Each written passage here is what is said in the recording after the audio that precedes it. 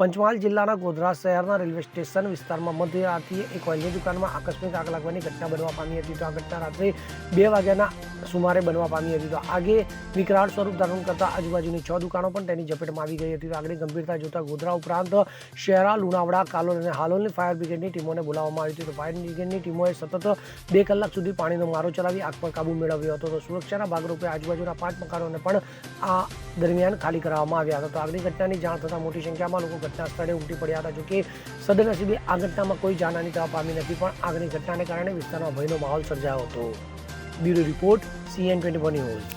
હવે જુઓ દેશ દુનિયાની તમામ ખબરો તમારી આંગળીના ટેરવે.